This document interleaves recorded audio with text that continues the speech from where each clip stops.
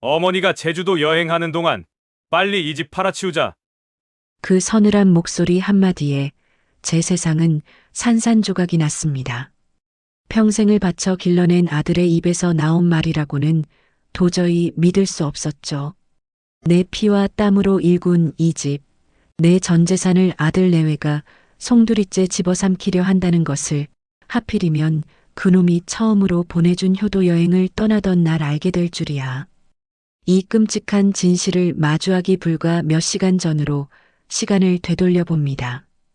이바구 시작 전에 구독과 좋아요 눌러주시면 놀라운 인생 사연들을 누구보다 먼저 무료로 만나보실 수 있습니다. 그날 아침 저는 세상에서 가장 행복한 어머니였습니다. 낡은 벽걸이 달력 10월 21일. 그 숫자 위에 그려진 삐뚤빼뚤한 빨간 동그라미를 보며 저는 몇 번이고 미소를 지었습니다. 드디어 내 아들 진수가 이 어미에게 제주도 효도 여행을 보내주는 바로 그날. 평생 이런 날이 오기는 할까 싶었는데 막상 닥치니 꿈만 같아 밤새 잠을 설쳤습니다. 새벽동이 트기도 전에 눈이 번쩍 떠졌습니다. 어둠 속에서도 마음이 급해져 어젯밤 몇 번이나 확인하고 또 확인했던 짐가방을 다시 열어봤습니다. 10년도 더 전에 큰맘 먹고 장만에 장롱 깊숙이 넣어뒀던 고운 빛깔의 외출복. 그 옆에는 아들이 사준 등산화와 바람막이 점퍼. 행여나 빠뜨린 건 없는지, 아들 얼굴에 먹칠할 일은 생기지 않을지 손가락으로 하나하나 짚어가며 점검했습니다. 뽀얀 나프탈렌 냄새마저도 오늘은 향긋하게 느껴졌습니다. 부엌으로 나가 쌀을 씻었습니다. 여행 가는 날 아침까지 뭘 그리 부산을 떠냐고 하겠지만 자식들 굶기고 떠나는 어미 마음이 편할 리 있나요? 아들이 제일 좋아하는 소고기를 듬뿍 넣고 묵국을 끓였습니다. 며느리 미영이가 좋아하는 잡채를 만들기 위해 시금치를 데치고 당면을 삶았습니다. 보글보글 끓는 국물 소리와 지글지글 기름 냄새가 집에 가득 차자 비로소 마음이 놓였습니다. 그때였습니다. 현관문 비밀번호 누르는 소리가 들리고 곧이어 진수 내외가 들어섰습니다. 어머니, 이 시간에 벌써 일어나셨어요? 저희가 그냥 모시러만 와도 되는데. 어서 와라. 밥은 먹고 가야지. 공항 음식은 비싸기만 하고 맛도 없어. 어서 앉아. 제 등살에 못 이기는 척 식탁에 앉는 진수의 얼굴을 보니 마음이 짠했습니다. 어젯밤에도 야근했다더니 얼굴이 반쪽이 되어 있었습니다. 저렇게 고생해서 번 돈으로 어미 여행을 보내주는구나 싶어 코끝이 시큰해졌습니다. 어머님, 여행 가시는 분이 아침상까지 차리시면 어떡해요? 저희가 너무 죄송스럽잖아요. 미영이가 호들갑을 떨며 제 옆에 와서 거들었습니다. 속도 깊지 말도 어쩜 저리 예쁘게 하는지. 저는 일부러 퉁명스럽게 대꾸했습니다. 됐다. 어서 밥이나 먹어. 우리 아들 어젯밤에 잠은 잘 잤어? 회사 일이 많이 고되지? 괜찮아요, 어머니. 그보다 짐은 다 싸셨어요? 제가 한 번 더 볼게요. 빠뜨린 거 없나? 진수는 밥 한 술을 뜨는 둥 마는 둥 하더니 안방으로 들어가 제가 싸놓은 짐가방을 들고 이리저리 살폈습니다. 그 듬직한 뒷모습을 보고 있자니 저도 모르게 웃음이 터져 나왔습니다. 핏덩이였던 녀석이 어느새 저렇게 자라 이 늙은 어미를 챙기고 있으니 새벽 시장 좌판에서 찬바람 맞으며 김밥 팔고 남의 집 계단 청소하며 악착같이 키워낸 보람이 바로 이런 것이겠지요. 어머니, 혈압약은 아침 저녁으로 꼭 드셔야 해요. 제가 시간 맞춰서 알람 다 설정해 놨어요. 그리고 이건 비상약이니까 혹시 속 안 좋으시면 바로 드시고요. 미영이가 살갑게 다가와 제 손에 작은 약 봉투를 쥐어주었습니다. 그 고운 마음 씀씀이에 또 한 번 가슴이 뭉클했습니다. 시집와서 복덩이가 굴러들어온 기분이었습니다. 저는 주섬주섬 앞치마 주머니에서 꼬깃꼬깃 접어둔 돈 봉투 하나를 꺼냈습니다. 그리고는 미영의 손에 억지로 쥐어주었죠. 아가, 이거 너 용돈해라. 진수 몰래 주는 거다. 어머님, 이걸 어떻게 받아요? 괜찮아요, 정말. 됐다. 시어미가 며느리 예뻐서 주는 걸 뭘 마다해. 얼른 안 넣어. 제 성화에 못 이기는 척 봉투를 받아 가방에 넣는 미영의 얼굴에 순간 스쳐 지나간 그 미묘한 표정을 그때는 미처 알아채지 못했습니다. 그저 부끄러워하는 줄로만 알았죠. 아침 식사를 마치고 집을 나서는데 골목 입구부터 왁자지껄했습니다. 제가 제주도 여행 간다는 소문을 듣고 동네 사람들이 마중을 나와 있었습니다. 아이고, 박 여사. 좋겠네. 아들이 제주도 비행기를 다 태워주고. 우리 아들은 언제 저런 효도 한번 하려나 몰라. 자식 농사 정말 잘 지었어. 사방에서 쏟아지는 부러움 섞인 칭찬에 어깨가 절로 으쓱 올라갔습니다. 저는 목청을 가다듬고 일부러 더 큰 소리로 외쳤습니다. 우리 진수 아니면 내가 어떻게 이런 호강을 해보겠어요. 난생 처음 비행기 타보네. 가서 구경이나 실컷 하고 와야지. 아들 진수의 승용차 뒷좌석에 앉아 창밖으로 멀어지는 이웃들을 향해 손을 흔들었습니다. 눈시울이 뜨거워졌습니다. 남편 없이 홀로 아들을 키우며 서름도 많았지만 오늘이 모든 것을 보상해주는 것만 같았습니다. 앞에 앉은 진수가 말했습니다. 어머니, 이제 고생 그만하시고 좋은 구경 많이 하세요. 제가 앞으로 더 잘할게요. 그 따뜻한 한마디에 평생 묵은 체증이 다 내려가는 기분이었습니다. 이 순간이 영원했으면 하고 간절히 바랐습니다. 아들의 온기가 전해지는 손을 잡고 며느리의 상냥한 미소를 받으며 공항으로 향하는 그 길. 제 인생에서 가장 눈부시게 행복했던 그 길이었습니다. 그리고 그 길의 끝에 어떤 시커먼 절망이 입을 벌리고 기다리고 있는지는 그때의 저는 까맣게 몰랐습니다. 공항에 도착해서도 진수와 미영은 제 곁을 떠나지 않고 살뜰히 챙겼습니다. 비행기 표를 발권하고 무거운 짐가방을 붙이는 내내 혹시나 제가 길이라도 잃을까 두 손을 꼭 잡고 놓아주질 않았습니다. 탑승 시간이 가까워지자 진수가 제 어깨를 말없이 감싸 안았습니다. 어머니, 부디 즐거운 여행 되세요. 가셔서 제 걱정은 마시고 푹 쉬다 오세요. 제가 매일 저녁에 전화 드릴게요. 알았다, 알았어. 너희도 일 너무 무리하지 말고 밥 잘 챙겨 먹고 다녀. 아쉬운 작별 인사를 나누고 출국장으로 들어서는 제 등 뒤로 아들 내외의 목소리가 들렸습니다. 어머니, 사랑해요. 뒤돌아보자 두 사람이 세상 가장 환한 얼굴로 웃으며 손을 흔들고 있었습니다. 제 눈에는 그 모습이 한 폭의 그림처럼 박혔습니다. 내 인생 가장 빛나는 순간으로 기억될 뻔했던 바로 그 모습, 그 완벽한 행복이 위선과 기만으로 쌓아 올린 모래성이었다는 것을 깨닫기까지는 그리 오랜 시간이 걸리지 않았습니다. 그날 저는 제 아들이 마련해준 효도 여행 덕분에 평생 잊지 못할 구경을 하게 된 셈입니다. 바로 내 아들의 진짜 얼굴, 그 끔찍한 민낯을 말입니다. 이제와 생각해보면 그날 아침 정성껏 끓였던 소고기 묵국은 제 손으로 차린 마지막 만찬이었던 셈입니다. 공항의 북적이는 인파 속에서도 제 마음은 구름 위를 걷는 듯 가벼웠습니다. 손에 쥔 비행기표에 선명하게 찍힌 제주라는 두 글자를 몇 번이고 쓰다듬었습니다. 평생 남의 이야기로만 텔레비전 속 풍경으로만 보던 그곳을 드디어 내 두 눈으로 보게 되는구나. 심장이 10대 소녀처럼 두근거렸습니다.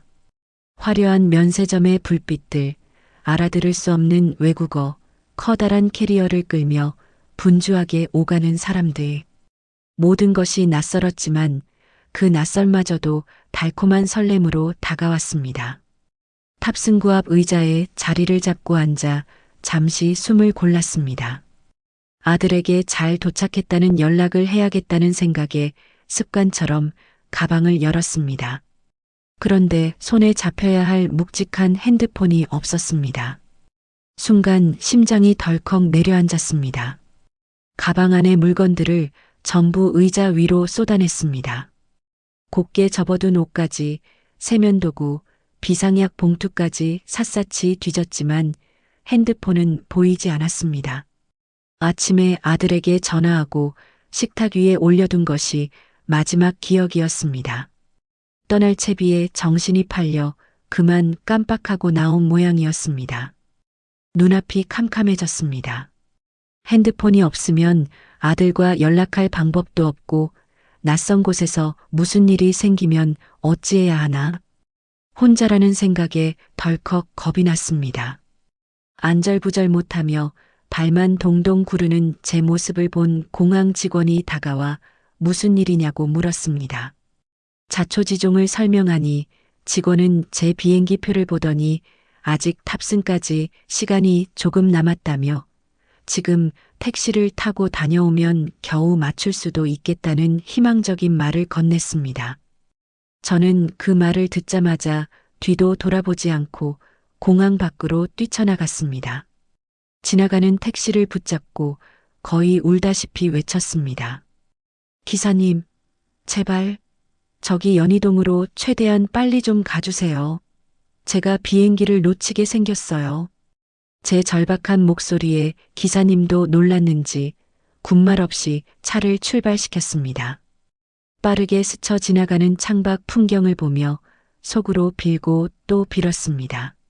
제발 늦지 않게 해달라고. 아들이 처음으로 보내준 이 귀한 여행을 이렇게 망칠 수는 없다고. 택시 라디오에서는 흥겨운 노랫가락이 흘러나왔지만 제 귀에는 아무것도 들리지 않았습니다. 오직 쿵쾅거리는 제 심장 소리만이 귓가를 어지럽게 울릴 뿐이었습니다. 한시가 급한데 왜 이리 신호는 길게만 느껴지는지. 초조하게 발끝으로 차 바닥을 툭툭 치며 시간을 확인했습니다. 그때였습니다. 문득 이상한 생각이 머리를 스쳤습니다. 아침에 진수와 미영이가 집에 들렀을 때 며느리는 그렇다 쳐도 아들 녀석은 늘 꼼꼼하게 나를 챙겼습니다. 어머니, 핸드폰은요? 하고 먼저 물어봤을 법도 한데 오늘따라 왜 아무 말이 없었을까? 알 수 없는 불안감이 스멀스멀 피어올랐지만 저는 애써 고개를 저었습니다. 아니다. 아침에 워낙 정신이 없었으니 진수도 깜빡했겠지. 내가 너무 예민하게 구는 거야. 마침내 수십 년 살아온 익숙한 동네 골목이 눈에 들어왔습니다. 저는 택시가 멈추기도 전에 거의 뛰어내리듯 차에서 내렸습니다. 기사님, 여기서 잠시만 기다려주세요. 금방 나와요. 허둥지둥 대문 비밀번호를 누르고 집 안으로 들어섰습니다. 그리고는 곧장 주방으로 달려가 식탁 위를 살폈습니다. 그곳에 제 핸드폰이 덩그러니 놓여 있었습니다. 안도의 한숨을 내쉬며 핸드폰을 집어드는 순간이었습니다. 안방 쪽에서 아들 내외의 목소리가 들려왔습니다. 내 집에 있었네? 뭘 놔두고 갔나? 반가운 마음에 안방으로 향하려던 저는 이어지는 대화에 그 자리에 얼어붙고 말았습니다. 어머니, 진짜 비행기 타러 들어간 거 확실해? 당신이 똑똑히 본 거야? 날카롭게 쏘아붙이는 며느리 미영의 목소리였습니다. 그렇다니까. 내가 어머니 출국장 들어가는 것까지 두 눈으로 똑똑히 확인했어. 이제 최소 3박 4일은 이 동네에 얼씬도 안 하실 거라고. 아들 진수의 목소리였습니다. 그런데 그 목소리는 아침에 제 손을 잡아주던 따뜻한 아들의 목소리가 아니었습니다. 무언가에 잔뜩 짓눌린 듯 건조하고 짜증이 가득 묻어나는 목소리. 심장이 다시 불안하게 요동치기 시작했습니다. 그럼 잘 됐네. 이제 시간 끌 거 없어. 박 사장한테 바로 전화해. 오늘 오후에 집 보러 오기로 약속 잡았잖아. 어머니 안 계실 때 빨리 계약금이라도 받아야 우리도 숨통이 트이지. 알았어, 알았다고. 재촉 좀 하지 마. 가뜩이나 찜찜해 죽겠는데. 찜찜하긴 뭐가 찜찜해. 당신이 날린 돈 때문에 우리 신용불량자 되게 생겼어. 이 집이라도 안 팔면 우리 둘 다 길바닥에 나앉는다고. 어머니한테는 나중에 시골에 작은 집 하나 얻어드리면 되잖아.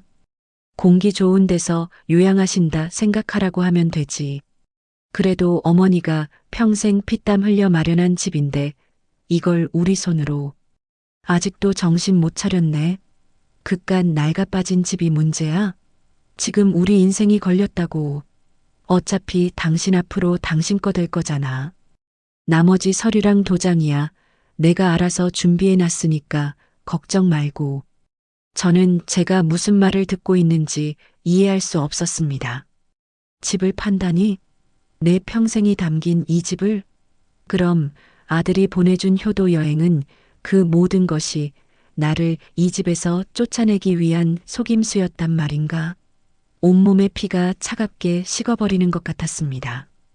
다리가 후들거려 그 자리에 주저앉을 뻔한 것을 간신히 참았습니다.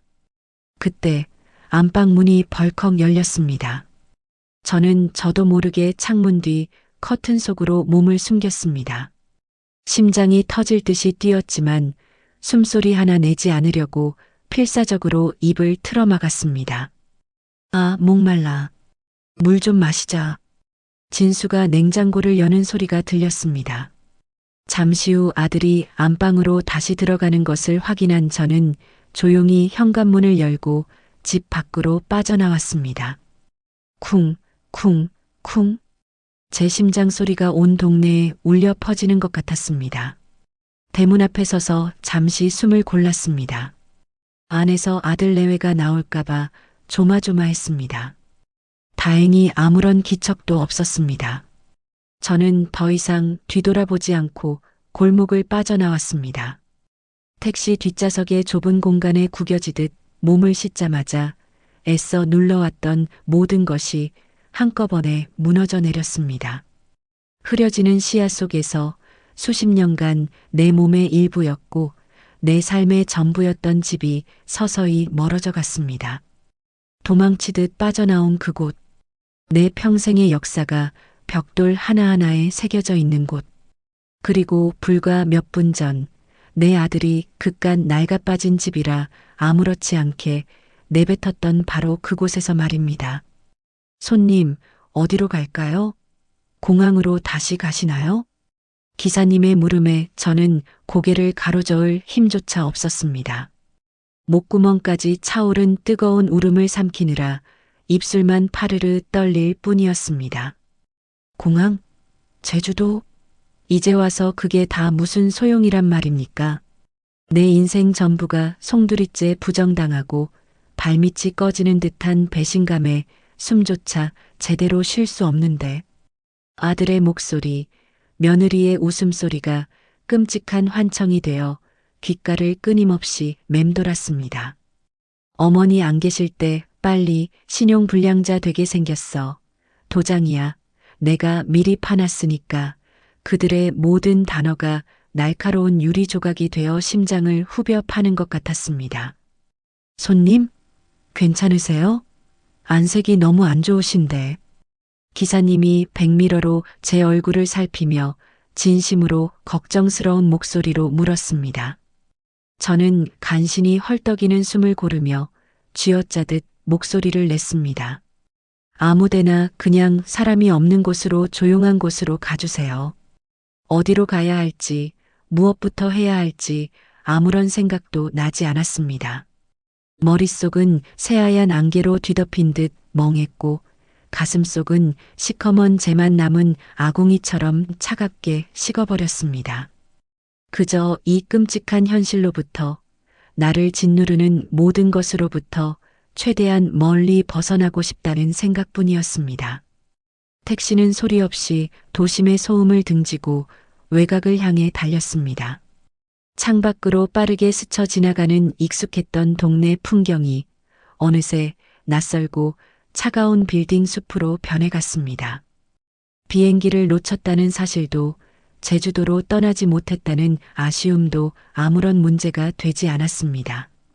다행히 아침에 집을 나서며 가방에서 꺼내 손에 쥐고 있던 핸드폰과 두툼한 지갑은 제 코트 주머니 안에 무사히 있었습니다. 하지만 그 안에 든 얼마간의 현금과 세상과 나를 이어주는 차가운 기계가 지금의 저에게 무슨 위로가 될 수 있을까요? 얼마나 달렸을까? 택시는 어느 한적한 강변도로의 호텔 앞에 멈춰 섰습니다. 화려한 도심의 호텔과는 다른 조용하고 고즈넉한 분위기의 곳이었습니다. 저는 홀린 듯 차에서 내렸습니다.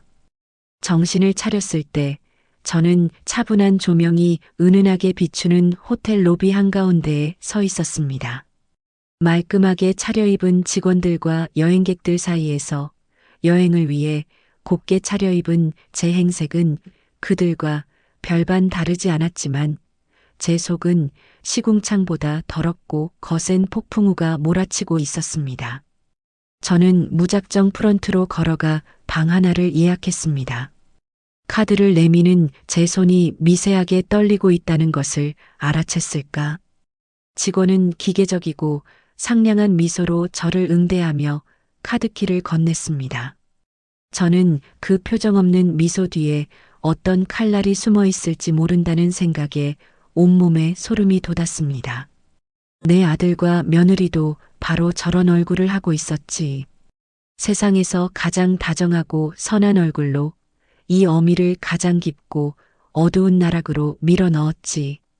묵직한 정적만이 감도는 복도를 지나 방으로 들어와 문을 잠그자마자 온몸에 힘이 풀리며 그 자리에 주저앉았습니다.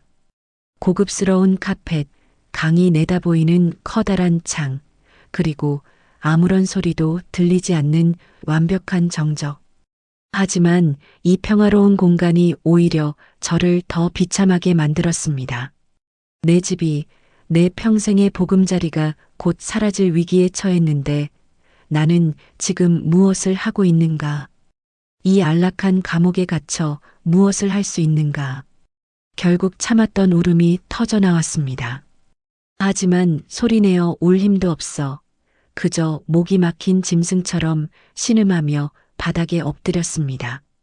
내 아들, 내 새끼. 10손가락 깨물어 아프지 않은 손가락 없다지만 하나뿐인 자식이었기에 내 세상의 전부였던 내 아들이 어떻게 나한테 이럴 수가 있나? 내가 도대체 뭘 그리 잘못했기에. 남편 일찍 여의고 시장 바닥을 뒹굴며 번 돈으로 반듯하게 대학까지 가르쳤다. 결혼할 때도 없는 살림을 탈탈 털어 마지막 남은 부모님 유산인 땅까지 팔아번 듯한 아파트 전세를 얻어주었다. 나는 그저 제 몸 하나 뉘일 이 낡은 집 한 채만을 남겨두었을 뿐인데 이제는 그것마저 빼앗으려 하다니. 밤새 뜬 눈으로 울었습니다. 얼마나 울었는지 눈물이 말라 더 이상 나오지 않을 때쯤 커다란 창문 틈으로 희미한 도시의 새벽빛이 스며들었습니다. 저는 기계적으로 몸을 일으켜 침대에 걸터 앉았습니다. 퉁퉁 부은 눈으로 창밖을 내다보았습니다. 낯선 도시의 풍경, 낯선 공간. 저는 이 넓은 세상에 완벽하게 혼자 버려진 기분이었습니다. 그때였습니다. 침대 옆 협탁에 놓아둔 핸드폰에서 짧은 진동이 느껴졌습니다. 화면을 보니 아들 진수의 이름이 떠 있었습니다. 저는 한참 동안 그 이름을 노려보았습니다. 전화를 받지 않자 잠시 후 또다시 진동이 울렸습니다. 이번에는 문자였습니다. 어머니, 제주도는 잘 도착하셨어요? 왜 전화 안 받으세요? 걱정되잖아요. 걱정? 저는 그 위선적인 글자를 보며 실수했습니다. 내가 아니라 당신들의 더러운 계획이 틀어질까봐 걱정하는 것이겠지. 저는 그 문자를 든 채 한참을 앉아 있었습니다. 그러다 문득 창문에 비친 제 손등을 보았습니다. 평생의 고된 노동으로 거칠어지고 뒤틀린 못생기고 주름진 내 손. 이 손으로 흙을 만지고, 이 손으로 차가운 물을 묻히고, 이 손으로 내 아들을 먹이고 입혔습니다. 그런데 그 아들이 내 인생 전부가 담긴 이 손을 뿌리치고 내 등에 비수를 꽂았습니다. 그 순간 제 안에서 무언가 툭 하고 끊어지는 소리가 났습니다. 눈물은 완전히 멈췄습니다. 대신 그 자리를 차갑고 단단한 무언가가 빠르게 채우기 시작했습니다. 분노. 온몸의 피가 거꾸로 솟는 듯한 서늘하고 예리한 분노였습니다. 저는 자리에서 일어나 욕실로 향했습니다. 커다란 거울 속에 비친 제 모습은 낯설기 짝이 없었습니다. 퉁퉁 부은 눈, 헝클어진 머리, 절망과 배신감에 일그러진 늙은 여자의 얼굴. 저는 거울 속의 저를 똑바로 마주 보았습니다. 그리고 조용히 속삭였습니다. 박순자, 여기서 무너지면 안 돼. 정신 차려. 더 이상 울지 않겠다고. 더 이상 절망 속에 주저앉아 있지 않겠다고. 저는 샤워기를 틀어 머리 위로 차가운 물줄기를 쏟아부었습니다. 얼음장 같은 물이 온몸을 적시자 정신이 번쩍 들었습니다. 그래, 싸워야 한다. 이대로 당할 수는 없다. 아들 내외는 지금쯤 제가 제주도에서 한가롭게 바다 구경이나 하고 있을 거라고 생각하며 샴페인이라도 터뜨리고 있겠지요. 내가 아무것도 모른 채 그들의 계략대로 순순히 움직여주기를 바라고 있겠지요. 어림없는 소리.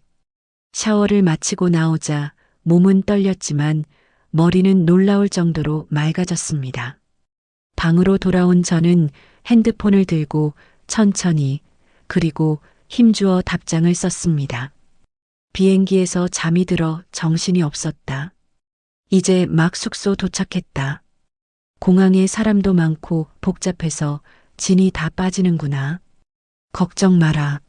문자를 보내고 나니 마음이 이상할 정도로 평온해졌습니다. 이제 더 이상 눈물 흘리는 약한 어머니는 없습니다. 배신당한 어미의 분노가 얼마나 무섭고 차가운지, 피눈물이란 게 어떤 맛인지 뼈저리게 느끼게 해줄 겁니다. 저는 지갑을 열어 현금을 확인했습니다. 여행 경비로 찾아둔 돈이 두둑하게 들어 있었습니다. 이 돈이 내 복수의 시작을 알리는 군자금이 될 겁니다.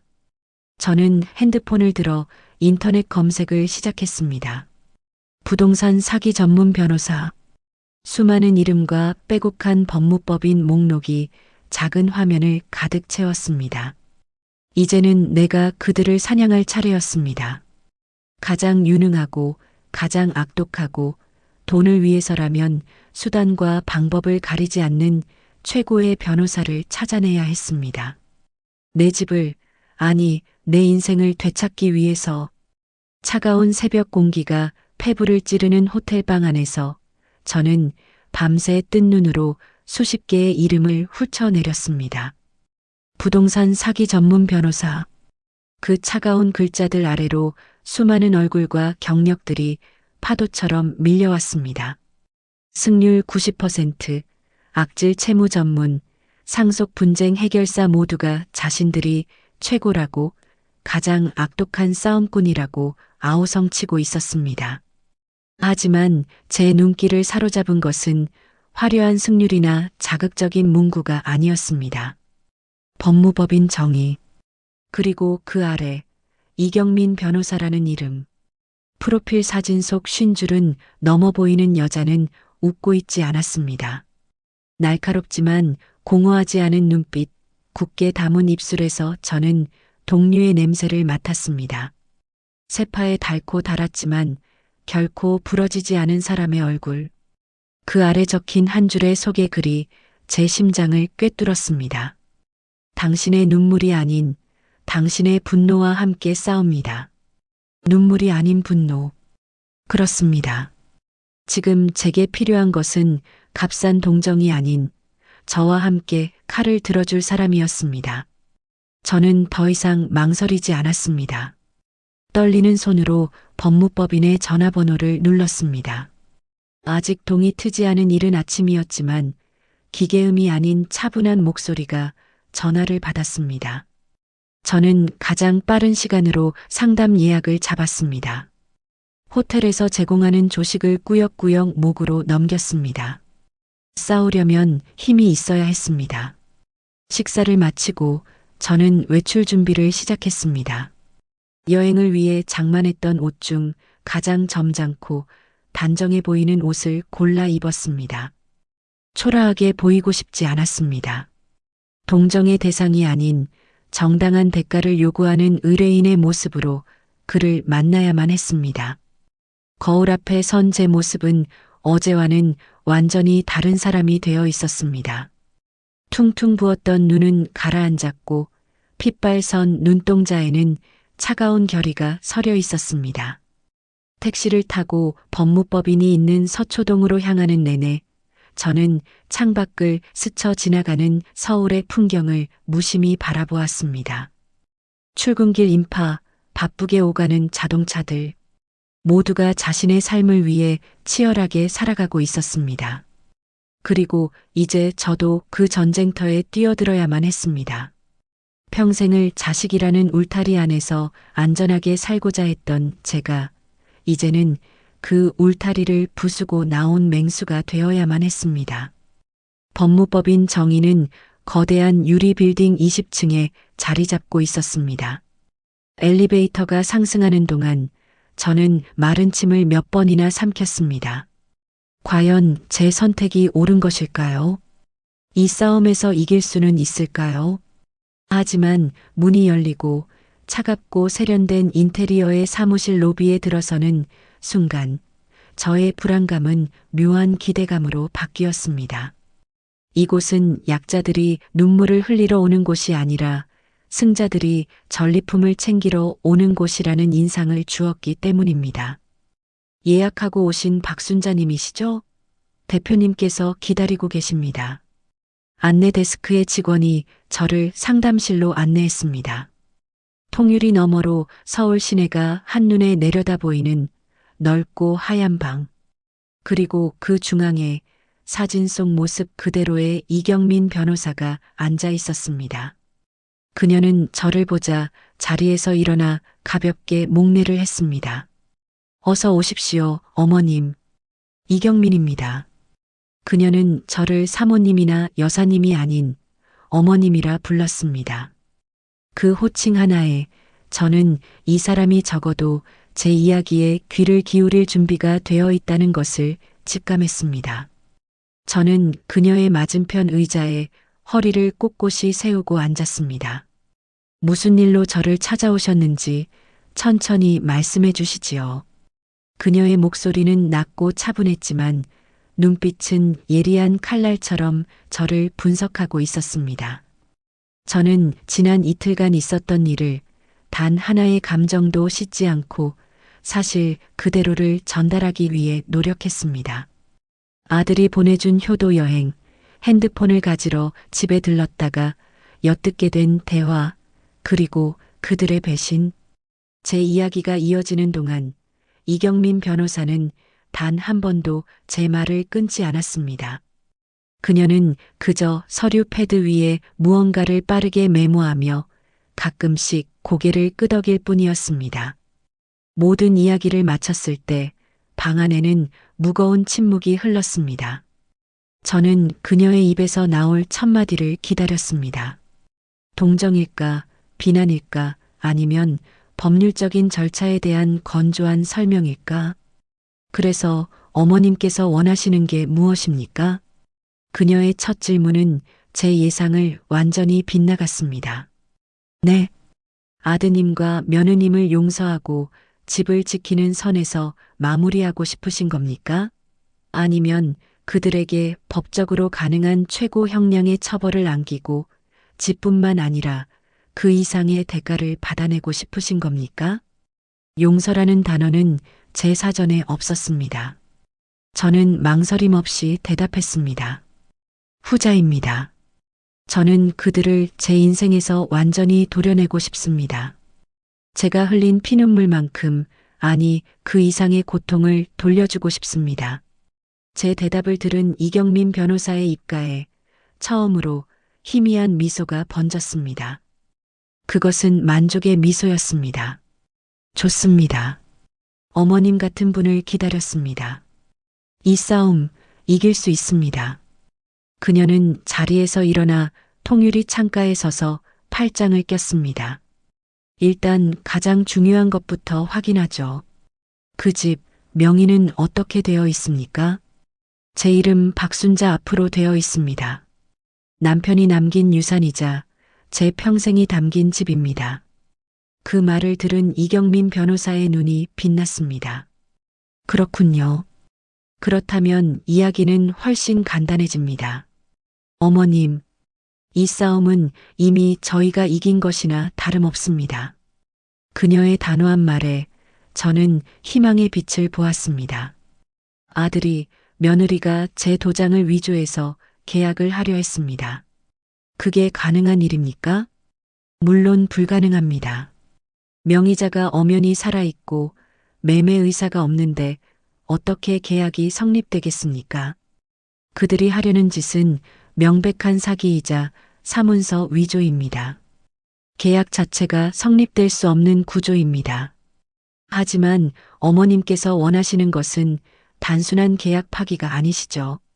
그녀는 다시 자리에 앉아 저를 똑바로 바라보았습니다.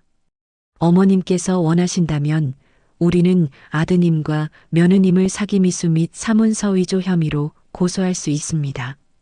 그들이 어머님을 속이고 재산을 편취하려 했다는 명백한 증거를 확보한다면 형사처벌까지 가능하게 만들 수 있습니다. 지금부터는 감정적으로 대응해서는 안 됩니다. 철저히 계산하고 움직여야 합니다. 그녀의 말은 차가웠지만 오히려 그 차가움이 제게는 뜨거운 불씨가 되었습니다. 어머님, 이 싸움은 길고 지저분해질 겁니다. 세상 사람들은 어미를 상대로 소송을 건 아들을 욕하면서도 자식을 법정에 세운 어미에게도 돌을 던질 겁니다. 그걸 감당하실 수 있겠습니까? 저는 그녀의 눈을 피하지 않고 대답했습니다. 내 인생 전부가 부정당했습니다. 변호사님. 세상의 손가락질 따위는 두렵지 않습니다. 내 대답에 그녀는 비로소 만족스러운 표정으로 고개를 끄덕였습니다. 계약하시죠. 착수금은 성공 보수에서 제하겠습니다. 대신 이기면 저도 제 몫을 톡톡히 챙겨갈 겁니다. 그녀는 돈 이야기를 하면서도 조금도 비굴하거나 속물적으로 보이지 않았습니다. 오히려 그녀의 당당함이 제게는 더 큰 믿음을 주었습니다. 저는 계약서에 제 이름을 적었습니다. 박순자. 제 이름 석자를 쓰는 것이 이렇게 무겁게 느껴진 적은 없었습니다. 사무실을 나서는 제 발걸음은 들어올 때와는 비교할 수 없을 정도로 가볍고 단단했습니다. 희망이라는 것이 보였기 때문입니다. 택시를 타고 호텔로 돌아오는 길, 저는 창밖을 보며 앞으로의 계획을 머릿속으로 그렸습니다. 그때였습니다. 차가 신호에 걸려 잠시 멈춰 선 순간 제 눈에 익숙한 인형이 들어왔습니다. 제 아들 진수였습니다. 그는 허름한 빌딩 뒤편의 좁은 골목에서 험상궂게 생긴 사내 두 명에게 둘러싸여 있었습니다. 진수는 고개를 숙인 채 무어라 변명하고 있었고 사내 중 하나가 그의 멱살을 잡아채 벽으로 거칠게 밀쳤습니다. 저건 사채업자들인가? 저는 나도 모르게 몸을 숨겼습니다. 진수는 겁에 질린 얼굴로 바닥에 주저앉아 빌고 있었습니다. 그 모습은 제가 알던 듬직하고 번듯한 내 아들의 모습이 아니었습니다. 빚에 쪼들려 부모의 마지막 남은 재산까지 팔아치우려는 한심하고 비굴한 도박꾼의 모습이었습니다. 택시는 다시 움직이기 시작했고 그들의 모습은 금세 시야에서 사라졌습니다. 저는 차가운 손으로 입을 막았습니다. 단순한 탐욕이 아니었습니다. 내 아들은 제가 모르는 깊은 수렁에 빠져 있었던 것입니다. 그 사실이 저를 동정하게 만들었을까요? 아니요. 오히려 제 분노는 더욱 차갑게 타올랐습니다. 자신의 실패를, 자신의 책임을 이 늙은 어미에게 전가하려 한 그 비겁함에 치가 떨렸습니다. 호텔 방으로 돌아온 저는 침대에 주저앉았습니다. 모든 퍼즐이 맞춰지는 기분이었습니다. 아들의 사업 실패, 도박빚, 그리고 마지막 탈출구로 선택한 내 집. 저는 핸드폰을 들었습니다. 아들에게서 또다시 문자가 와 있었습니다. 어머니, 오늘 뭐 하셨어요? 구경은 잘하고 계세요? 사진이라도 한 장 보내주세요. 저는 잠시 고민하다가 인터넷에서 제주도 해변이라고 검색했습니다. 화면에 떠오른 수많은 사진 중 가장 평화로워 보이는 노을진 바닷가 사진 하나를 저장했습니다. 그리고 그 사진을 아들에게 전송했습니다. 바다 구경 잘하고 있다. 공기가 참 좋구나. 너도 고생만 하지 말고 언젠가 미영이랑 꼭 같이 오너라. 제주도의 푸른 바다 사진을 아들에게 보낸 그 순간부터 저는 더 이상 눈물 흘리는 나약한 피해자가 아니었습니다. 슬픔과 절망은 이제 사치일 뿐이었습니다. 저는 제 인생이라는 이 처절한 무대 위에 오른 배우이자 이 잔인한 복수극의 유일한 연출가가 되기로 결심했습니다. 지금 제게 필요한 것은 얼음장처럼 차가운 이성과 뱀처럼 치밀한 계획, 그리고 무엇보다 그들의 심장을 단번에 꿰뚫을 가장 날카롭고 명백한 증거들이었습니다. 익명의 도시 속 이름 없는 호텔의 방은 이제 저의 완벽한 전쟁 지휘 본부가 되어 주었습니다. 저는 매일 아침 마치 기도를 올리는 수도승처럼 경건하게 핸드폰을 열어 아들에게 문자를 보냈습니다. 오늘은 성산 일출봉에 다녀왔다. 장관이더구나.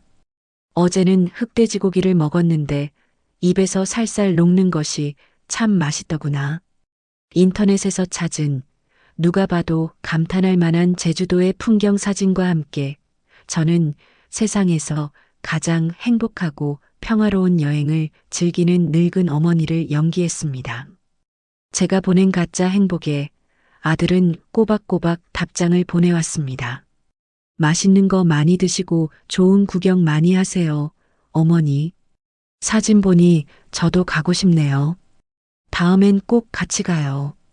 그 뻔뻔하고 가증스러운 위선이 역겨워 속이 뒤틀렸지만 저는 그 문자 메시지들이 훗날 법정에서 저의 가장 강력하고 확실한 알리바이가 되어줄 것임을 알고 있었습니다. 저는 그 모든 대화 내용을 하나도 빠짐없이 캡처하여 이경민 변호사에게 전송했습니다. 이제부터는 기다림과 정보전의 시작이었습니다. 그들이 제 완벽한 연극을 믿고 제 집안에서 활발하게 움직여주기를, 그리고 그들의 모든 움직임을 거미줄처럼 촘촘하게 포착하기 위해 저는 또 다른 계획을 세웠습니다. 이경민 변호사를 통해 소개받은 업계에서 가장 유능하다는 흥신소 직원을 만났습니다. 물론 저의 정체는 철저히 숨긴 채 모든 연락은 변호사의 대리인 자격으로만 이루어졌습니다. 저는 그에게 제 집 주소를 알려주며 그 주변을 24시간 감시해달라고 의뢰했습니다. 특히 제 아들 내외와 낯선 사람들이 집에 드나드는 모든 순간을 그들의 얼굴과 차량 번호까지 식별 가능하도록 고화질의 사진과 영상으로 남겨달라고 부탁했습니다. 지갑 속의 현금 다발이 눈에 띄게 줄어들었지만 조금도 아깝지 않았습니다. 이것은 단순한 비용이 아니라 제가 잃어버린 인생을 되찾기 위한 가장 중요한 투자였습니다. 다음 날 오후 저는 다시 한번 변장을 하고 택시에 올랐습니다. 평소에는 쳐다보지도 않던 책 넓은 모자와 얼굴의 반을 가리는 커다란 선글라스, 그리고 제 옷장에는 존재하지 않는 낯선 색의 스카프로 얼굴을 꼼꼼히 가렸습니다. 마치 내가 아닌 다른 사람의 가면을 쓴 기분이었습니다. 택시는 제 집이 있는 연희동 골목에서 조금 떨어진 눈에 띄지 않는 곳에 멈춰 섰습니다. 저는 차 안에서 내리지 않고 그저 멀리서 수십 년 살아온 제 집을 말없이 바라보았습니다. 어제 의뢰한 흥신소 직원이 보낸 것처럼 집 앞 골목에는 퀵서비스라고 적힌 평범한 배달 오토바이 한 대가 서 있었습니다. 헬멧을 쓴 남자는 오토바이에 아무렇게나 기댄 채 핸드폰을 만지작거리고 있었지만 그의 날카로운 시선은 한순간도 저희 집 대문을 놓치지 않고 있었습니다. 얼마 지나지 않아 제 예상이 맞았다는 듯 검은색 고급 세단 한 대가 집 앞에 소리 없이 멈춰 섰습니다. 차에서 내린 것은 제 아들 진수와 며느리 미영, 그리고 기름진 얼굴에 값비싼 시계를 찬 중년 사내였습니다. 한눈에 봐도 부동산 중개인이 틀림없었습니다. 저는 택시기사에게 들리지 않도록 숨을 죽이고 핸드폰 카메라의 줌을 최대한으로 당겨 그들의 얼굴을 담았습니다. 그들은 마치 제 집 주인인 양 익숙하고 당당하게 대문을 열고 집 안으로 들어갔습니다. 심장이 발끝까지 떨어졌다가 다시 솟구치는 것처럼 터질 듯이 뛰었지만 저는 움직이지 않고 그들이 다시 나오기만을 기다렸습니다. 동시에 제 손안의 핸드폰으로 흥신소 직원이 보내는 실시간 사진들이 쉴 새 없이 도착하기 시작했습니다. 대문 안으로 들어가는 세 사람의 뒷모습, 그리고 집 내부를 둘러보는 중 매매가 흥정 예상, 이라는 짧은 메시지. 지옥처럼 느껴지는 30분이 지났을까? 그들은 마침내 만족스러운 표정으로 집에서 나왔습니다. 집이 연식이 좀 되긴 했지만 위치가 워낙 좋아서 리모델링만 좀 하면 값어치가 충분하겠습니다. 이 동네가 요즘 재개발 호재가 있어서 투자 목적으로는 아주 그만입니다. 제가 좋은 가격에 맞춰드릴 수 있도록 힘 좀 써보겠습니다. 흥신소 직원이 보내온 영상 파일 속에서 중개인의 목소리가 잡음 하나 없이 또렷하게 들려왔습니다. 제 심장이 쿵 하고 내려앉았습니다. 네, 저희도 그렇게 생각합니다. 최대한 빨리 그리고 조용히 처분했으면 하는데요. 아시다시피 집주인께서 연세가 많으셔서요. 진수의 목소리였습니다. 연세가 많으셔서. 그 말은 마치 내가 곧 죽을 사람이라도 되는 것처럼 들렸습니다. 저는 그들의 역겨운 모습을, 그들의 추악한 목소리를 제 핸드폰과 제 기억 속에 차곡차곡 저장했습니다. 그들이 떠나고 난 뒤에도 저는 한참 동안 제 집을 바라보았습니다. 주인이 버젓이 두 눈 뜨고 살아있는데 마치 주인을 잃은 유품처럼 흥정의 대상이 되어버린 내 집. 미안하고 또 미안했습니다. 조금만 더 기다려라. 이 어미가 곧 너를 되찾아주마. 호텔로 돌아오는 길, 저는 제 손에 들린 녹음 파일과 사진들, 그리고 영상 파일을 보며 묘한 희열과 함께 깊은 슬픔을 느꼈습니다. 복수는 차갑게 식혀서 먹어야 맛있는 음식이라고 했던가요? 저는 지금 세상에서 가장 쓰고 맛없는 음식을 오직 살기 위해 억지로 삼키는 요리사가 된 기분이었습니다. 그날 밤 예상대로 아들에게서 전화가 걸려왔습니다. 아무것도 모른 채 걸려온 평범한 안부 전화였습니다. 어머니, 저 진수예요. 잘 지내시죠? 여행은 재미있으세요? 그럼 잘 지내고 말고. 여기 공기가 얼마나 좋은데. 너는 별일 없고, 사업은 잘 되고. 제 아무렇지 않은 질문에 아들은 잠시 머뭇거렸습니다. 그 짧은 침묵 속에서 저는 아들의 수많은 거짓말과 불안감을 읽어냈습니다. 네, 그럼요. 그냥 늘 똑같죠, 뭐. 어머니, 너무 걱정 마시고 푹 쉬세요. 돌아오실 때 맞춰서 공항으로 마중 나갈게요. 또 전화 드릴게요. 짧은 통화였지만 저는 그 안에서 수많은 정보를 읽어냈습니다. 그의 목소리에 억지로 쥐어짜는 듯한 다정함과 그 뒤에 숨겨진 초조함. 모든 것이 제게는 또 하나의 증거가 되었습니다. 이제 칼은 거의 다 갈아졌습니다. 흥신소를 통해 아들 부부가 마침내 부동산 계약 날짜를 잡았다는 소식을 전해 들었습니다. 바로 제가 제주도에서 돌아오기로 한 바로 다음 날 오전 10시 모든 것이 그들의 계획대로 완벽하게 흘러가고 있다고 믿고 있겠지요. 저는 그들이 가장 행복하고 모든 것이 끝났다고 안심하는 바로 그 순간에 나타날 겁니다. 그리고 그들의 두꺼운 가면을, 그들의 추악한 위선을 세상 모든 사람들 앞에서 갈기갈기 찢어버릴 겁니다. 저는 창가에 서서 차갑게 식어가는 도시의 밤을 내려다보았습니다. 제 마음도 저 도시의 밤처럼 차갑고 단단하게 굳어가고 있었습니다. 결전의 날 아침이 밝았습니다.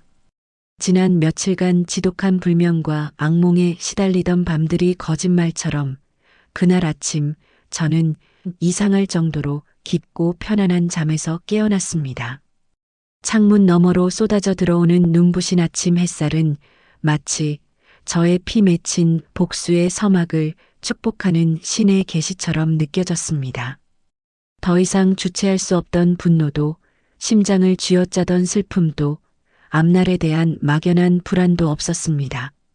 제 마음은 수백 번 담금질하여 벼려낸 서슬 퍼런 칼날처럼 위험할 정도로 차갑고 고요하게 가라앉아 있었습니다. 오직 하나의 목표, 하나의 장면만이 제 머릿속에서 선명하게 빛나고 있었습니다. 저는 천천히 몸을 일으켜 욕실로 들어가 거울 앞에 섰습니다. 거울 속에는 더 이상 배신감에 몸서리치며 눈물 짓던 늙고 나약한 여자는 없었습니다. 그 자리에는 차갑고 이성적인 결의로 가득 찬 저 자신조차 낯선 단단한 눈빛의 여인이 서 있었습니다. 저는 제가 가진 옷 중에서 가장 화려하고 위험 있어 보이는 검은색 실크 투피스를 꺼내 입었습니다. 몇 해 전 아들이 처음으로 큰 프로젝트를 성공시켰다며 제 생일 선물로 수줍게 내밀었던 바로 그 옷이었습니다. 어머니, 이제 세상 누구 앞에서도 기죽지 마세요. 제가 든든한 아들이 되어 드릴게요. 그 옷을 사주며 환하게 웃던 아들의 목소리가 귓가에 맴돌았습니다. 그래, 진수야. 내가 사준 이 갑옷을 입고 나는 오늘 내 놈들 앞에서 가장 당당하고 매서운 심판자가 되어주마. 정성껏 옷을 입고 핏기 하나 없던 얼굴에 옅은 화장으로 생기를 더했습니다. 마지막으로 저는 이경민 변호사가 전날 밤 사람을 시켜보내온 작은 상자를 열었습니다. 그 안에는 보석처럼 영롱하게 빛나는 평범해 보이는 백금 브로치 하나가 들어 있었습니다. 하지만 그 보석 안에는 초소형 녹음기와 카메라가 교묘하게 장착되어 있었습니다. 저는 그 서늘한 브로치를 옷깃에 단단히 고정했습니다. 오늘 벌어질 모든 일, 모든 대화, 모든 표정 하나하나를 남김없이 기록하여 그들이 다시는 빠져나갈 수 없는 완벽한 증거로 만들기 위해서였습니다. 모든 준비가 끝났습니다. 저는 잠시 눈을 감고 심호흡을 한 뒤 조금의 망설임도 없이 호텔을 나섰습니다. 그리고 차에 오르며 이경민 변호사에게 짧은 문자를 보냈습니다. 지금 출발합니다. 같은 시각 제 아들 진수와 며느리 미영은 인생 최고의 날을 맞이한 사람들처럼 들뜬 마음을 감추지 못하고 있었습니다. 그들은 평소에는 엄두도 내지 못하던 명품 옷을 차려입고 서로의 모습을 보며 만족스러운 미소를 주고받았습니다. 자기야, 오늘 이 계약만 끝나면 우리도 이 지긋지긋한 빚더미에서 완전히 해방되는 거야. 당분간은 아무 생각 말고 해외에 나가서 좀 쉬자. 미영이 진수의 값비싼 넥타이를 매만지며 교태 섞인 목소리로 속삭였습니다. 그녀의 얼굴에는 탐욕과 기대감이 노골적으로 드러나 있었습니다. 그래, 그동안 정말 고생 많았어. 오늘 오후에 바로 비행기 표 예약하자. 당신이 좋아하는 파리로 갈까? 이 계약금만 받으면 저 지긋지긋한 사채업자들 빚부터 정리하고 나머지는 우리 둘이서 마음껏 쓰면 돼. 진수는 아내를 안심시키며 애써 밝게 웃어 보였지만 그의 눈빛은 어딘지 모르게 불안하게 흔들리고 있었습니다. 모든 것이 자신들의 계획대로 착착 진행되고 있었지만 마음 한구석의 찝찝함은 쉬이 사라지지 않았습니다. 그런데 어머니가 정말 오늘 오후 3시 비행기로 돌아오시는 거 맞겠지? 혹시라도 마음이 바뀌어서 일찍 오시거나 계약하는 걸 아시면 어떡하지? 어젯밤 진수는 나와의 통화에서 내가 내일 오후 3시 비행기로 서울에 도착한다는 사실을 알고 있었습니다. 그래서 그들은 계약 시간을 오전 10시로 잡은 것이었습니다. 어머니가 김포공항에 도착할 때쯤이면 모든 등기 이전 절차까지 완벽하게 끝나 있을 것이라는 치밀한 계산이었습니다. 걱정도 팔자셔. 우리가 오늘 오전에 계약하고 바로 잔금까지 다 치르면 모든 건 끝나는 일이야. 법적으로도 완벽하게 소유권이 넘어간다고. 그때 가서 어머니가 돌아오셔도 이미 엎질러진 물이야. 당신 외아들이 빚 때문에 죽게 생겼다는데 무릎 꿇고 싹싹 빌면 별 수 있겠어? 미영은 진수의 소심함을 비웃으며 그의 등을 자신만만하게 떠밀었습니다. 그들은 마치 전쟁에서 승리하고 돌아오는 개선장군처럼 의기양양하게 집을 나섰습니다. 그들의 목적지는 강남의 호화로운 부동산 사무실. 그곳에서 자신들의 어두운 과거를 청산하고 새로운 인생을 열어줄 달콤한 돈다발이 기다리고 있다고 굳게 믿으면서 부동산 사무실은 이미 화기애애한 분위기가 무르익어 있었습니다. 수백억대 자산가로 소문난 매수인 중년 부부와 기름진 얼굴의 부동산 중개인은 최고급 원두커피를 마시며 진수 내외를 기다리고 있었습니다. 아이고, 김 선생님, 최 여사님, 어서 오십시오. 오늘이 바로 두 분 인생의 새로운 장이 열리는 좋은 날이네요. 중개인이 과장된 너스레를 떨며 그들을 맞았습니다. 최고급 가죽 소파가 놓인 테이블 위에는 이미 매매 계약서와 등기 이전에 필요한 각종 서류들이 가지런히 놓여 있었습니다. 집주인 어르신께서 연세도 많으시고 몸이 편찮으셔서 외아드님이신 김 선생님께서 모든 권한을 위임받아 오셨습니다. 여기 위임장이랑 인감증명서, 가족관계 증명서까지 다 준비되어 있고요. 중개인은 서류 뭉치를 매수인 부부에게 보여주었습니다. 그 서류들은 모두 미영이 뒷돈을 주고 아는 사람을 통해 정교하게 위조한 것들이었습니다. 진수는 심장이 발칵 뒤집히는 것 같았지만 애써 태연한 척 마른 미소를 지었습니다.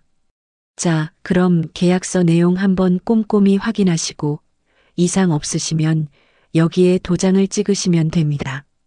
중개인이 계약서를 진수 앞으로 쓱 밀었습니다.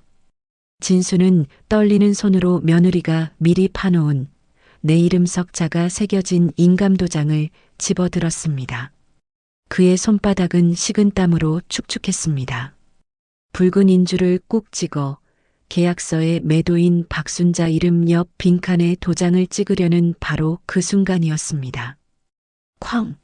사무실 문이 거칠게 열리며 얼음장처럼 차갑고 분노에 찬 목소리가 사무실 전체를 얼어붙게 했습니다. 그 계약 안 돼. 사무실 안의 모든 사람들의 시선이 일제히 문 쪽으로 향했습니다. 그리고 그곳에는 오늘 오후 3시에나 제주도에서 돌아올 줄 알았던 제가 머리부터 발끝까지 검은 옷을 입은 채 지옥의 사자처럼 서슬퍼런 눈빛으로 서 있었습니다.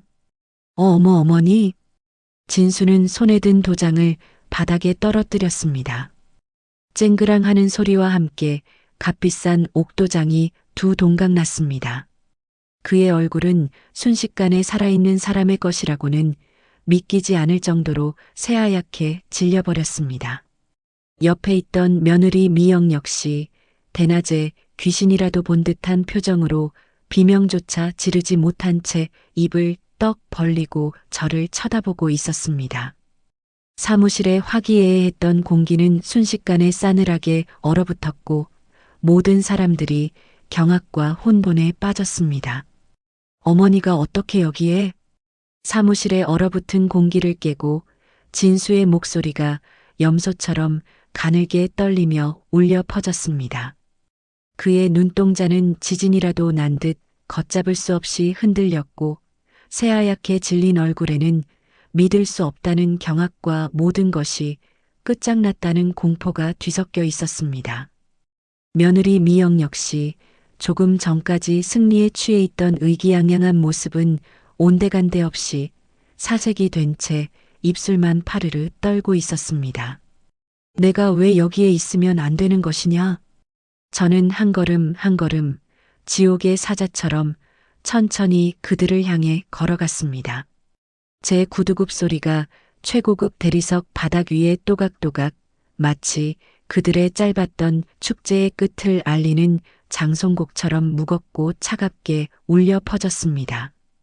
저는 계약서가 놓인 테이블 앞에 멈춰 서서 이제는 경악을 넘어 공포에 질려 있는 제 아들의 얼굴을 경멸이 가득 담긴 눈으로 차갑게 노려보았습니다. 내 놈들이 지금 여기서 무슨 더러운 짓을 하고 있는지 내 두 눈으로 똑똑히 확인하러 왔다.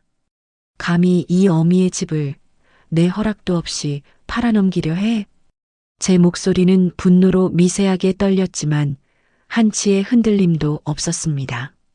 아들 진수는 의자에 주저앉은 채 그저 덜덜 떨며 저를 바라볼 뿐이었습니다. 상황 파악이 안 된 부동산 중개인과 매수인 부부가 어리둥절한 표정으로 저와 진수 내외를 번갈아 쳐다보았습니다.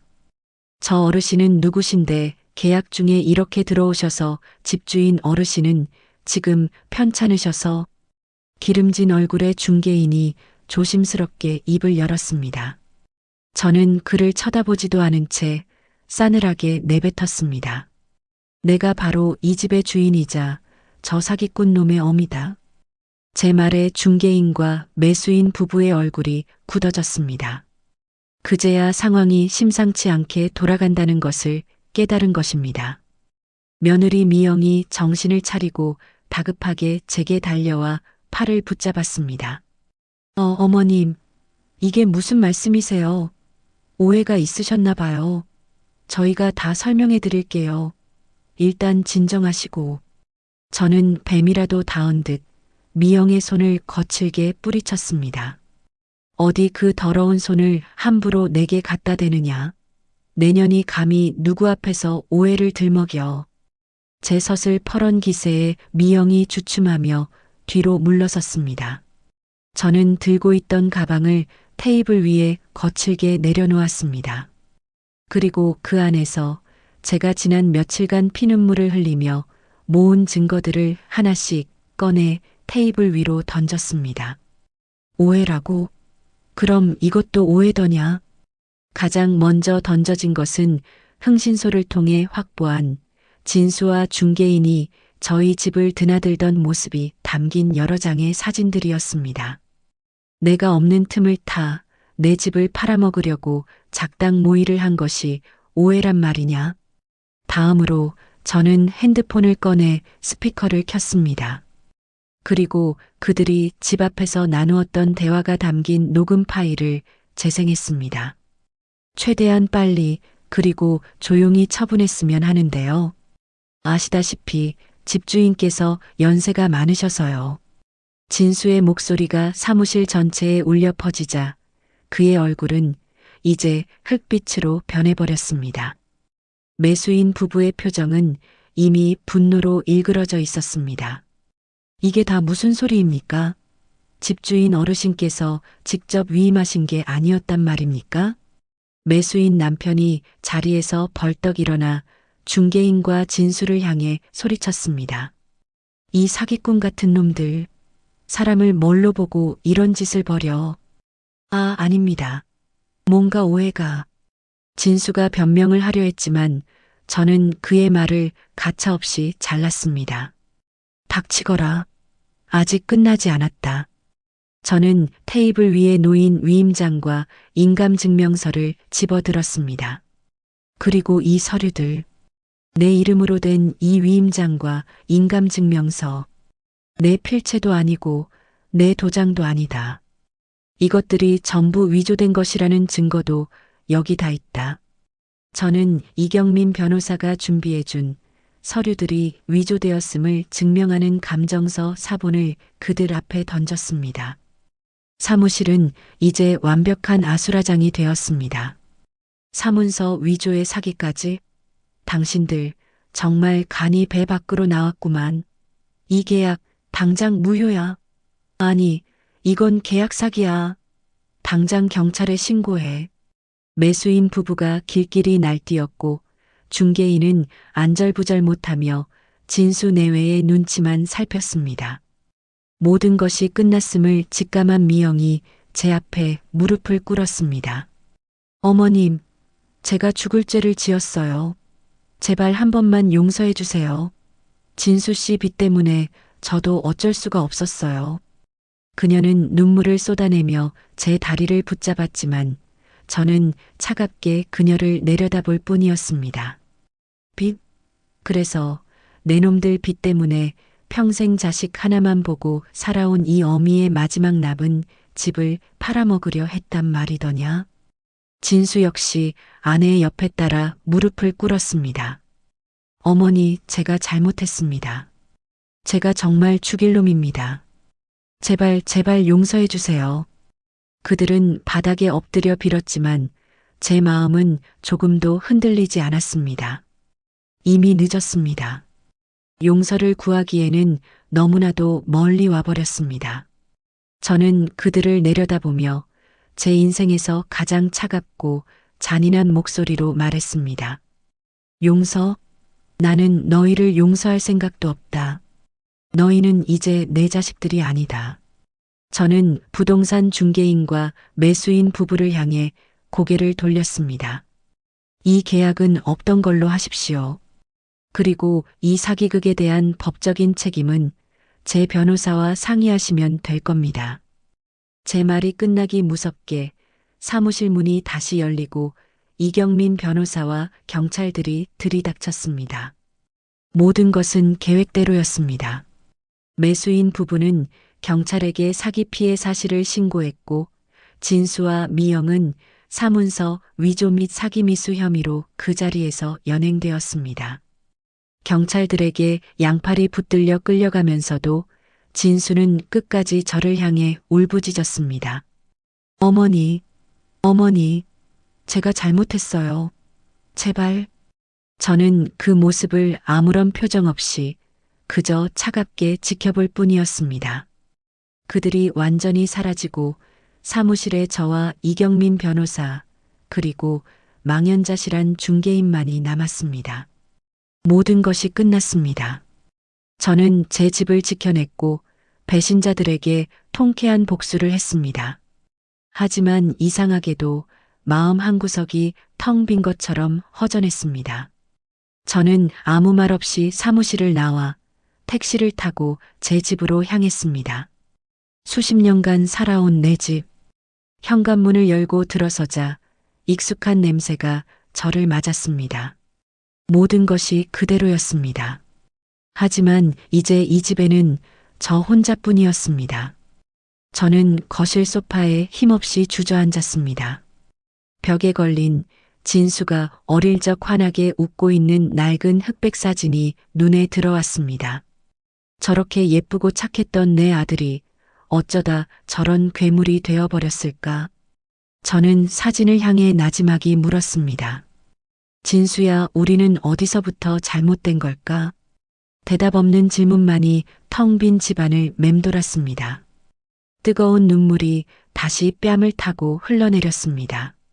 하지만 이번의 눈물은 이전의 슬픔과 분노의 눈물과는 다른 모든 것을 잃어버린 자의 공허한 눈물이었습니다. 저는 그렇게 한참을 울었습니다. 얼마나 지났을까요? 창밖이 어둑해지고 집안에 차가운 저녁 공기가 스며들 때쯤 저는 자리에서 일어섰습니다. 더 이상 눈물은 흐르지 않았습니다. 슬픔은 마른 강바닥처럼 공허하게 남았지만 그 위로 새로운 결심이 싹트고 있었습니다. 저는 가장 먼저 벽에 걸린 진수의 사진들을 모두 떼어냈습니다. 아이 때의 사진, 학창 시절의 상장, 결혼식 사진까지 그 모든 것을 상자 안에 담아 창고 가장 깊숙한 곳에 밀어 넣었습니다. 제 시야에서 그리고 제 삶에서 그들을 지워내는 첫 번째 단계였습니다. 그날부터 저의 삶은 달라졌습니다. 저는 집안의 가구 배치를 전부 바꾸었습니다.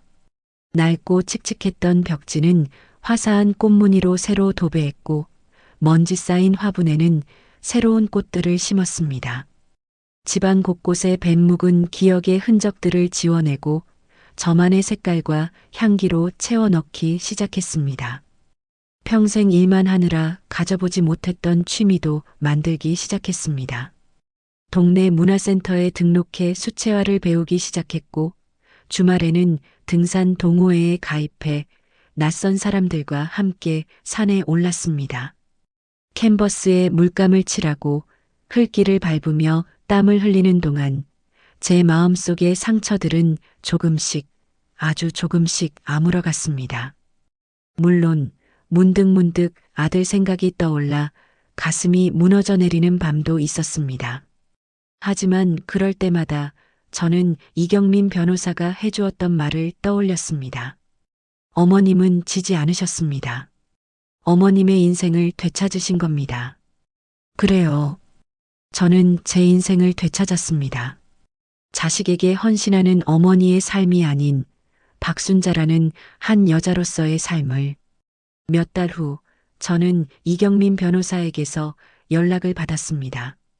진수와 미영이 모든 혐의가 인정되어 실형을 선고받았다는 소식이었습니다. 저는 그 소식을 듣고도 아무런 감정을 느끼지 못했습니다. 그들은 이제 저와는 아무 상관없는 사람들이었으니까요. 모든 폭풍이 지나간 어느 맑은 봄날, 저는 그림 도구를 챙겨들고 집 앞 마당에 앉았습니다. 새로 심은 꽃들이 화사하게 피어있는 이제는 온전히 저만의 공간이 된 그곳에서 저는 하얀 캔버스 위에 첫 붓질을 시작했습니다. 무엇을 그려야 할지는 아직 정하지 않았습니다. 하지만 무엇을 그리든 그것은 분명 희망에 관한 그림일 것이었습니다. 지난 겨울은 길고 혹독했지만 마침내 봄은 왔습니다. 제 인생에도 그 누구도 아닌 저 자신을 위한 따뜻한 봄날이 이제 막 시작되고 있었습니다. 오늘의 이바구는 여기까지입니다. 모든 폭풍이 지나가고 어머니는 텅 빈 집과 자기 자신만을 오롯이 마주하게 되었습니다. 평생을 바쳐 길러낸 아들을 자신의 손으로 심판한 어머니. 그녀의 선택은 과연 옳았던 것일까요? 때로는 다른 선택을 했다면 어땠을까 하는 생각이 들지도 모릅니다. 눈 딱 감고 모든 것을 용서했다면 어쩌면 그녀는 불행하지만 완전한 가족이라는 울타리 속에서 살아갈 수 있었을지도 모릅니다. 하지만 그녀는 후회하지 않았습니다. 자신의 선택이 옳았다고 믿었기 때문입니다. 부모의 헌신을 담보로 자신의 욕심을 채우려 했던 자식을 바로잡는 것 또한 어미가 보여줄 수 있는 마지막 사랑의 한 방식일 테니까요. 한 여자의 인생을 뒤흔든 이 씁쓸한 이야기는 우리에게 묻습니다. 만약 당신이 그녀와 같은 상황에 놓였다면 과연 어떤 선택을 하셨을까요?